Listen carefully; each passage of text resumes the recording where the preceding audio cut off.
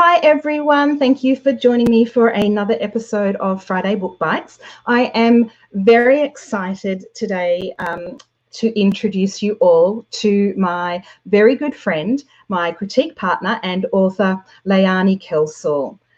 Welcome, Leonie. Thank you for joining me today. Thank you for having me, even though we don't get together. I know that's a bit sad, but we'll make up for it later on down the track. Leonie and I have known each other for, I've actually lost track, is it 5 or 6 years? Yes, one of those. Something like that now. And we actually met on Twitter. It's a love story for the ages, really. And, we met as writers on Twitter before either one of us ever even looked like getting published, and we swapped cautiously manuscripts at one point in our Twitter conversations, and we discovered that we were quite good for each other in terms of giving feedback, and we've swapped every manuscript since and have gone on this journey together, haven't we? We have indeed. And if you recall, we actually met discussing zombies of all things. As you do. But of course. And it's very exciting because Leonie's rural romance, I'm going to put it right up close to the screen there, The Farm at Pepper Tree Crossing, came out last week, which is very exciting. So congratulations on that. Rochelle, and thank you for the congratulations, Sandy. That's okay. Today we're going to talk about the psychology of character. But before we do that, I'm just going to pop up the details of our giveaway so that everybody knows what we're playing for today. So if you make a comment or ask a question either during the live stream now, or if you're watching it back, you will still be in the draw if you make a comment before midnight on Saturday. You will go in the draw, to win a copy of The Farm at Pepper Tree Crossing, a copy of the B format of The Cottage at Rosella Cove, and of course some chocolates. So that is our giveaway for this week. I love that you're giving away the favourite one of your books. My favourite of your books. I love all of them, but The Cottage at Rosella Cove, my absolute favourite. Well, then it's great that that's the one that's coming, isn't it? Yeah. So it is very fitting. All right, I'm just going to pop a few more hellos up. Jessica has said that she's still trying to figure out how to use it. I actually came off it, Jessica. I am no longer there on Twitter. Leonie still is. I exist, but I'm rarely on there. Yeah, it's a bit of a strange platform, I find. But anyway, we're not here to talk about Twitter. We're here to talk about the psychology of character. And Leonie, you're a professional and practicing counsellor. And I want to start with a general question, if I can. How much do you draw on your job when you start crafting your characters? When I start crafting my characters, not at all. My characters are an absolute caricature in the first draft. They're embarrassing. I would never show them to anybody. They have absolutely no depth. But then my knowledge of psychology comes into play because I start building the layers of the character. You know, I say, well, I've got this woman and she's doing this, but why is she doing this? What is it in her past that makes her behave in this way? Why does she react in this way? So then every character has to have psychological reasoning behind it. And I sometimes get to the point at the end of the novel where I think, yeah, done it all. And then somebody will say, oh, but this person was just like, just did their thing and they were just glossed over, and it will be because it's a side character. I have to go back and make sure there's also reasoning for their actions. So, yeah, there's never any actual people portrayed that I've dealt with in my counselling work, but the psychology is definitely there. And is it, do you sometimes find yourself, because you're so knowledgeable in this area, do you sometimes find yourself going down the rabbit hole with this and trying to put too much psychology on the page? Absolutely. And I kind of take it one of two ways. I'll either try and put too much on the page, but I can usually pull myself back But then I have an editor who says, oh, but, you know, why did she do such and such? That's not a very nice thing for her to do. And then my poor editor gets a 2-page document of the reasoning the character would do this is psychologically based and blah, blah, blah, blah, blah. But I do manage to keep it out of the book. Yes, because we can't share those documents with our readers, can we? Justifying it'd be hilarious. Imagine the addendum, twice as thick as the book, saying, well, the reason I wanted this, I insist this stays. So that actually leads me into another question then. How do we then find that balance? Because we have all of that knowledge of our characters. You've got all of your professional knowledge on top of that. We can't give our readers, you know, an appendix of 50,000 pages of psychological reasoning. How do we balance that then on the page, that we give them enough information that they understand the characters, but not too much that it feels like a textbook? It's really hard to find the balance, and sometimes I worry that I have just hinted at things because I think, well, I'll pick up that's a reason for that behaviour, and I think, oh, did I expand on that enough to, you know, make it obvious but not in your face for readers? Because the last thing you want to do is lecture a reader, particularly about something psychological, because, you know, it's can be a pretty dry subject unless you happen to be into it. And if you pick up a work of fiction, particularly a romance, you don't want to be reading all the boring ins and outs of, you know, she reacted in this manner because in her past there had been such and such. So you have to weave that very carefully into the story. So what actually happened in her past and has made the character respond in this manner is interesting in itself. It's not just an info dump. And one of the very important ways of doing that is to have a brilliant critique partner who reads through it with a fine-tooth comb, Sandy, and says, no, I'm like, this is boring. She says it in really nice terms, everyone, and she does sometimes say, this is boring. And I think you've hit it on the head then. It's really important to have those trusted readers, whether it's another writer like our relationship or a trusted reader, and there's a couple on here in the comments today like Michelle. Yes, she was my reader. That can give us that insight that, you know, we're so close to it and in our heads it makes absolute perfect sense, but to somebody picking it up fresh it may not, and maybe we've given too much information and made it boring. Or maybe we haven't given enough information and they don't understand why a character is doing. And that's the problem. You understand your own character so intrinsically that it's really easy to gloss over things as well and think, well, you know, that should be obvious because she's feeling like this. You need to make sure those feelings are on the page. Yeah, I've got a comment here from Michelle actually just saying that your voice is cutting in and out a little bit, Lee. So maybe if you could just lean a bit closer to your microphone. Technology. You know, I don't know what to do with that now. Yeah, maybe just lean in and we'll see if that helps. Cassie's you might get a lot of ribs if I lean in. It's all right, we'll stay above there. Cassie left a comment that she would read the addendum. Some of us would enjoy it, Cassie. Maybe this is a side business we could, you know, some authors release chapters. We could release the psychological addendum. I think that would go into a whole heap of discussions if I did that. Maybe not. Oh dear, we're cracking ourselves up here. Yeah. let's have a closer, and that was going to happen.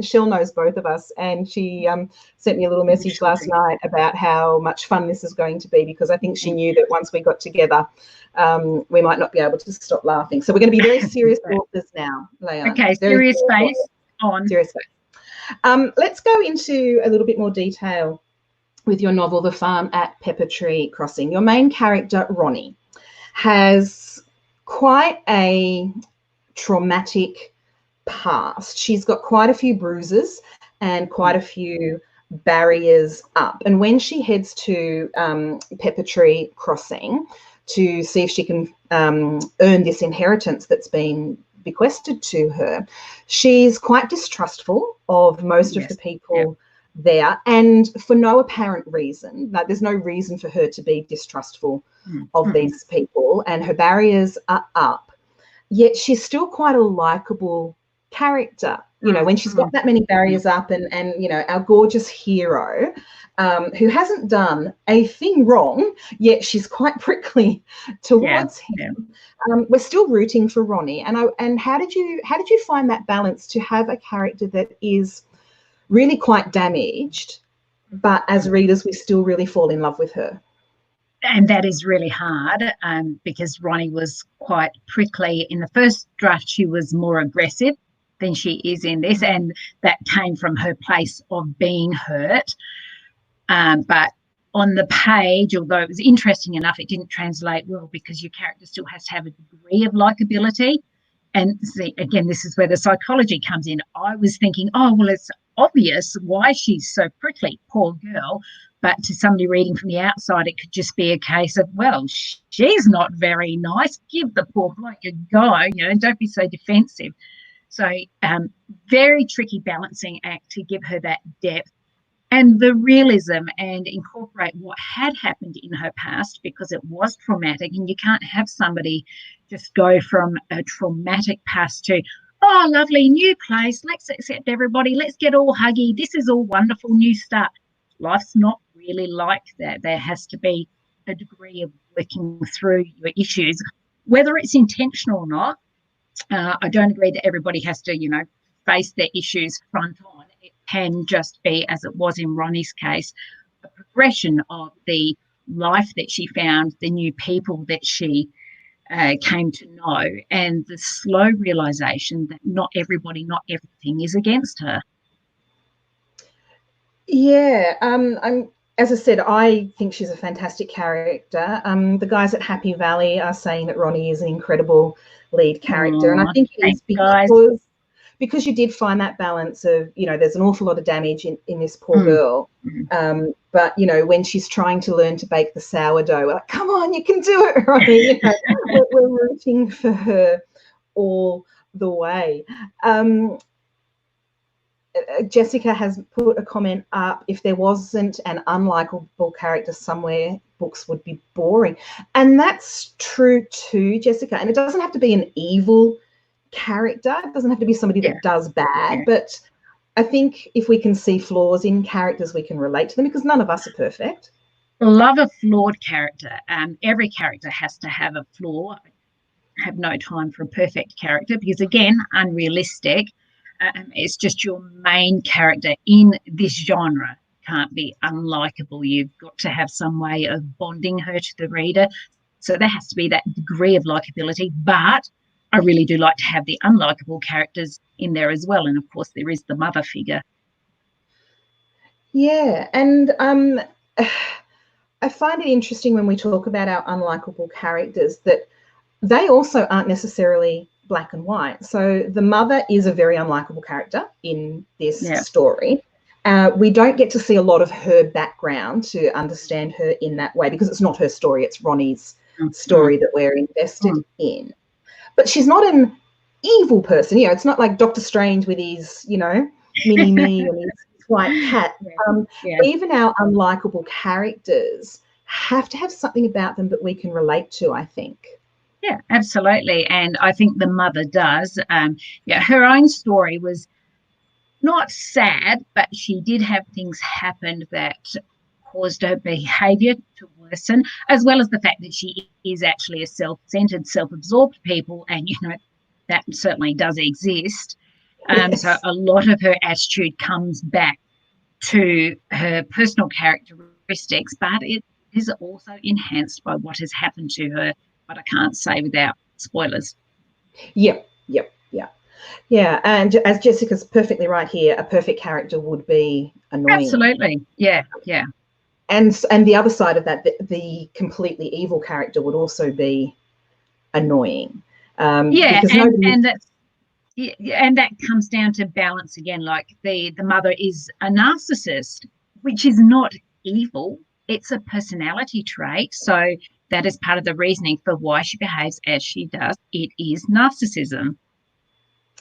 Yeah, and the other character that I found really interesting from a psychological point of view was the aunt, Marion. Marion is the one who has bequeathed the farm to Ronnie, and there are conditions attached to that, of course. She leaves tasks for Ronnie to complete before she's allowed to take ownership of the farm, and she's left letters behind. And I think when we're writing letters, we can get a real sense of the person. I definitely felt I had a sense of Marion in this.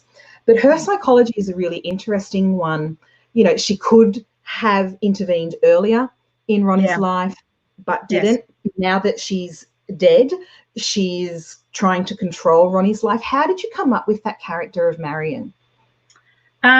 She actually just came to me. I can't really claim any credit for Marion. I adore Marion because I think she is so complex. She's arrogant, but she's also caring, but to a degree that suits her. She's very self-serving. She's a nice enough person, but she is self-serving. She admits that she has been concerned mostly with herself, with her own secrets all of her life, which I think is realistic. But now that she's dying, she wants to make amends for the way she's behaved. She can see some of the errors of her behaviour, which she wasn't prepared to fix when she was alive, which is quite common. You know, you get to that final time and start looking back and going, I should have done this different. But when you're in the moment, it doesn't necessarily suit you to do things any differently. And that was very much her case. So do you think that her doing this for Ronnie was for Ronnie's benefit or for her own peace of mind as she passed away? Largely for her own peace of mind, and she does explain that that she terms it as doing it for Ronnie, but she is quite open about admitting the fact that it's for herself, that she must see the farm passed down through her bloodline if possible, somebody she knows, that she wants to control things because she is a very controlling woman, which again doesn't necessarily make her bad. That's just her personality. So it was partly for Ronnie, but mostly for Marion. We have a question here from Chrissy, which goes back to when we were talking about, you know, our flawed characters and our good characters and our evil characters. What type of character do you find easier to write? Men, which is funny because there is no male viewpoint in this novel, but usually I do dual point of view, and I do like writing the male viewpoint. Easier to write. I don't like fluffy characters. I don't find it easy to write fluffy female characters. As Sandy will agree, my books tend to go dark, and Sandy beats me up a bit, goes, no, you're not going there, too dark. So the characters I like to write have angst and depth and reason to their being, and, you know, nightmares that are going to wake them up at night, whether, you know, it can be a nightmare about a trivial thing, but they've got to have that depth and then that passion for life as well. And once I find their backstory, that makes any character easy to write because I know their reasoning, and I'll often write blocks of just that character whilst I'm in their head before I write the other point of view. You've never written a fluffy character as far as I can remember, so I don't think you've got any worry. There is that pen name, Sandy. There's some fluffies in that. Yeah, I know, but even then, so Leonie writes under a pen name in some other genres, in some romantic suspense and other romance genres, but even in those, I don't think I'd call your characters fluffy. There's still a darkness that runs through them. Sorry, there is. That's okay. That's okay. We all have our thing. Obviously, yours is darkness. We'll call you the Princess of Darkness from now on. That could be it now. I might start wearing a cape. Yeah. We can work with this.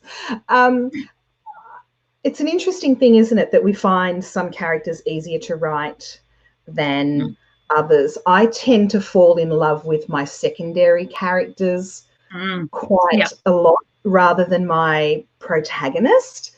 And I don't know why that is. Maybe because they're not as much hard work, you know.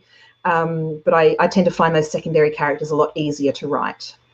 Yeah, I agree with you there. And I don't know if it's just because they're popping in. The book I've just written, there's actually a secondary character that I'm sort of trying to fight her down all the time because I'm thinking, I would love to write a book about you, but you're not the primary character in this one, so be quiet. And in Pepper Crossing, I really loved the character of Tracy, and like she just pops in and out, but I adored her to write. She was so much fun, and no darkness. No darkness, but she wasn't fluffy. She was still quite complex. And even though she is a minor character, we do get enough of her story to understand her motivations and her involvement in Ronnie's story. And, you know, she hasn't had an easy life either, really, has she? No, she hasn't. Pardon? You don't give any of your characters easy lives. Where would be the fun in that? No, not at all.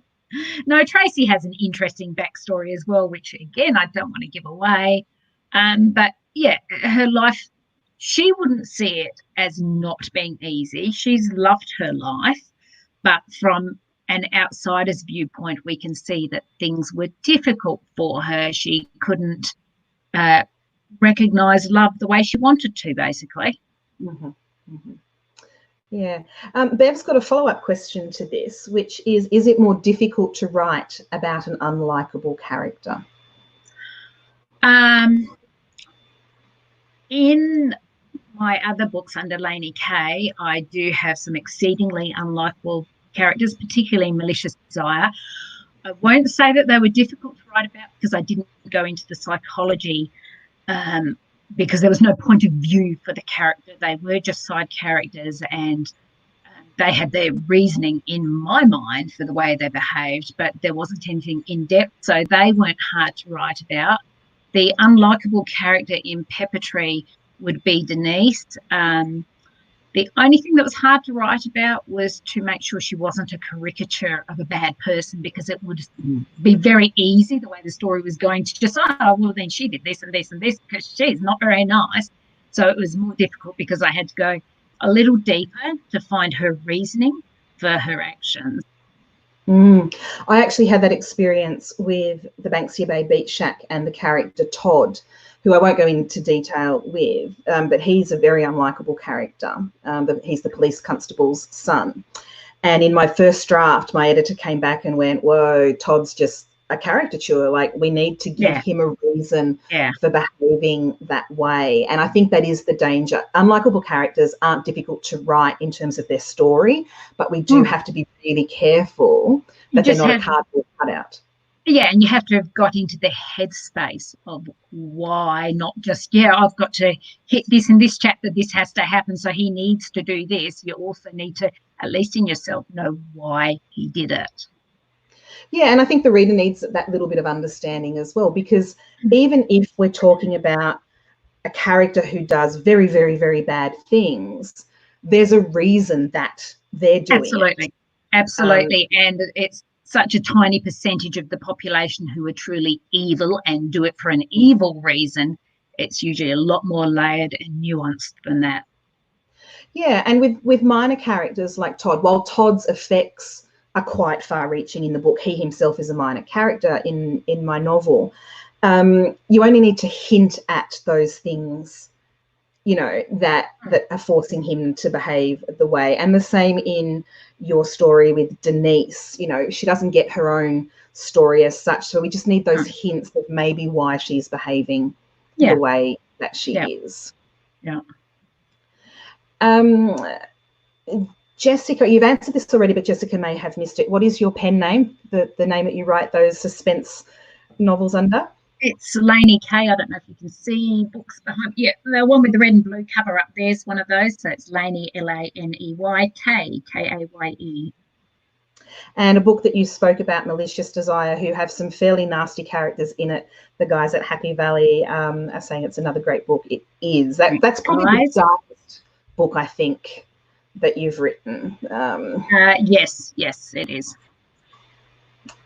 Bev has another question for you. Is your new book a standalone or part of a series? So, good question. I've actually written the second book in that series, Bev, and it's with the publisher for consideration at the moment. So what I was doing was basically creating a town and populating it, because rural towns are dying out. They're becoming ghost towns.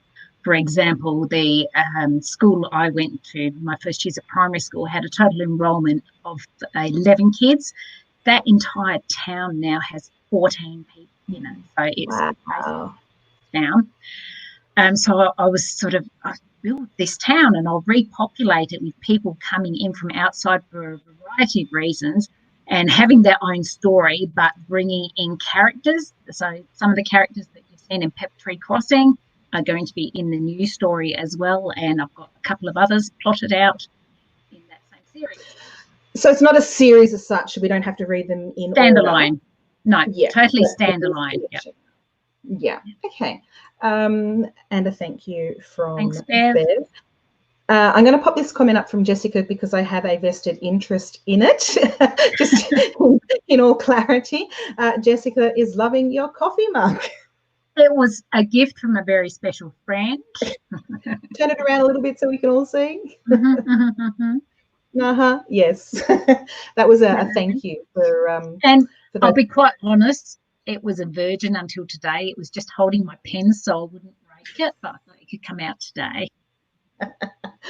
Excellent. We have a great question here from Michelle.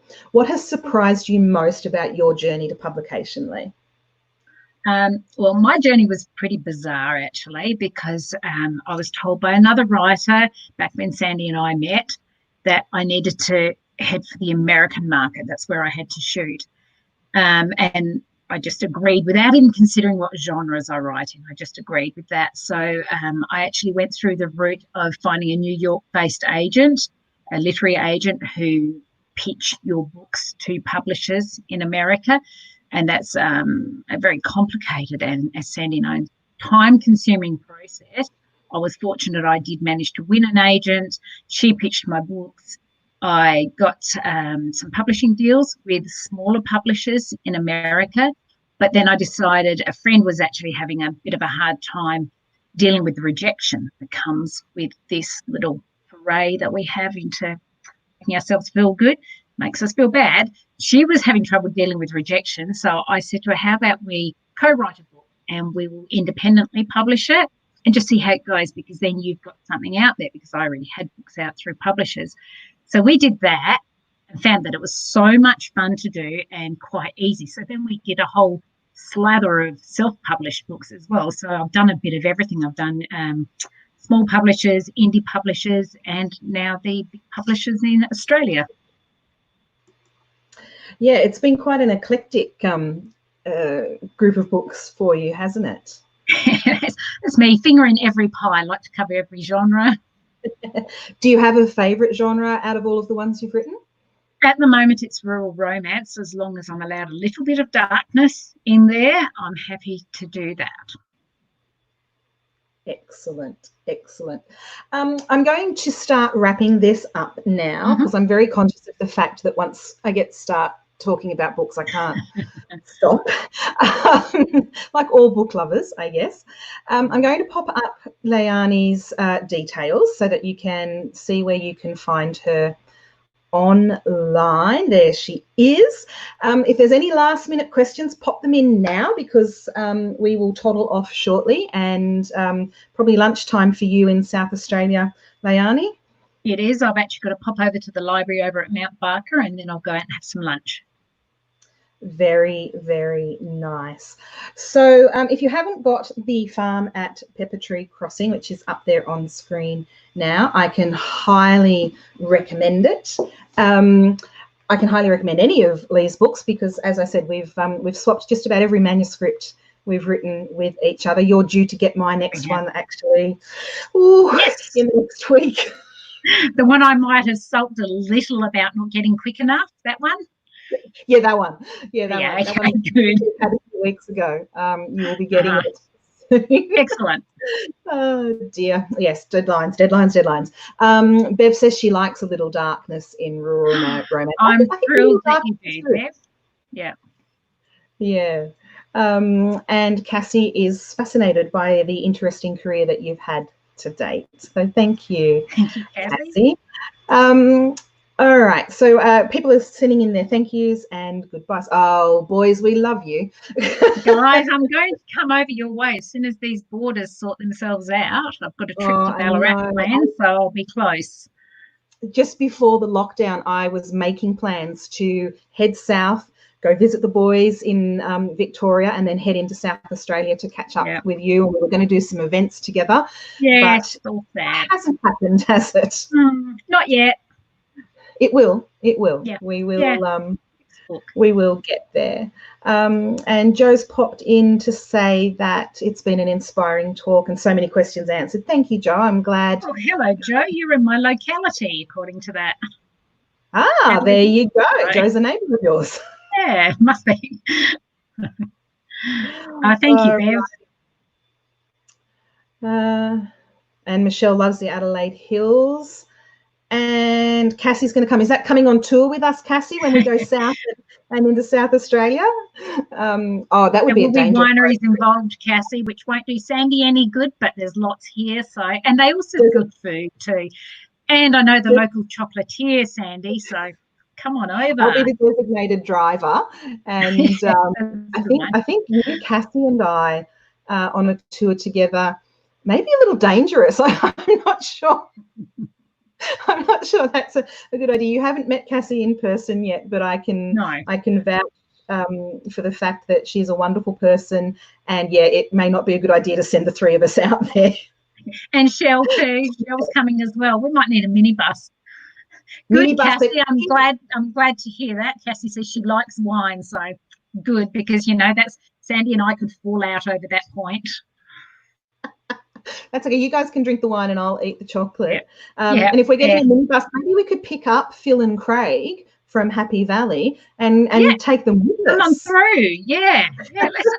Let's just do the big loop. I've done that. Let's just keep going. That's good. Okay. All right. I'm thinking you're actually so close. I'm thinking we're going to make this work. And it looks like Craig and Phil will come because they love Cassie too. All right. Fabulous. It's a plan. Once these borders open, that's it. Yeah. Out, because we're in dangerous territory here. Oh no, we will certainly include. Pizza invited. Chrissy picking up on the way through. Okay, so maybe a full-size bus, not a minibus. Yeah, okay, we just grew, but okay. Convoy of caravans like a circus, maybe. The author's circus. Yes. Oh dear. Okay, everybody's on board. Cassie is on board. Excellent. Very happy for us to pick up Craig and Phil. Yeah. Craig and Phil are on board. Done just deal. Happy that a combi is going to be too small. Fleet of combis. And Janet wants to know if we're going to hit Park Beach Bowling Club. That's up in Coffs Harbour, my hometown. So maybe we'll go south and then we'll swing up north with the bus. Yeah, bit of a loop. Yeah, small loop, like small for Australia. Okay, I think maybe we've lost the plot slightly here. So maybe before we embarrass ourselves any further. That was 5 minutes ago, but. Okay, we've already gone too far. We might say goodbye. Thank you so much for joining us, everybody. And if you're watching this back later, we apologise that we went off track there a little bit. And thank you for joining me, Leonie. And enjoy the rest of your weekend, everybody. Bye, all. See you.